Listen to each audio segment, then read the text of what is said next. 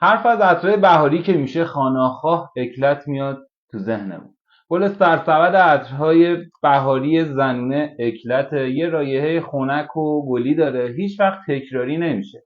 ولی اگه میخواید تنوع بدید تو این سبک، حتما از ورساچه کریستال ابسولو استفاده کنید تو همین سبک، منتها یه کوچولو جدیدتر.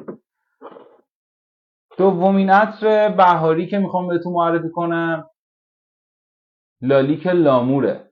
یه رایحه تمیز خنک و گلی و چوبی داره و برای این فصل خیلی خوبه، موندگاری و پخش بوی قابل توجهی هم داره. سومین عطری که میخوام به شما معرفی کنم کازاماتی لاتوسکاه. دوستان یه رایحه خنک گلیطوره ولی خیلی تیزه. اولش تیزه، شاید یه سریا اذیت شن، ولی به مرور که میمونه ملایمتر میشه. ترکیبی از نارنگی و وانیل، روز و لیمو. به نظر من گزینه خیلی خوبیه، هم پخش بوی خیلی بالایی داره و هم ماندگاری بسیار بالایی داره. راحت کنم بالای یکی دو روز موندگاری داره، نسخه اورجینالش البته. چهارمین عطری که به شما میخوام معرفی کنم لایتولا برند دولچه و گاباناست.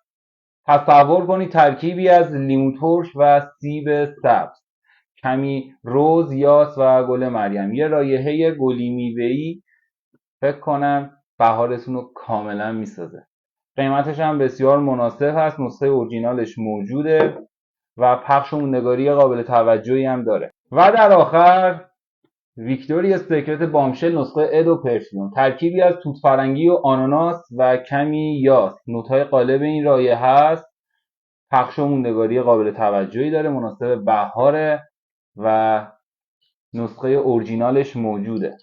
به نظر من از بین این کارا باید حداقل یکیشو رو میز آرایشتون حتما باید داشته باشید. خیلی مخلصیم.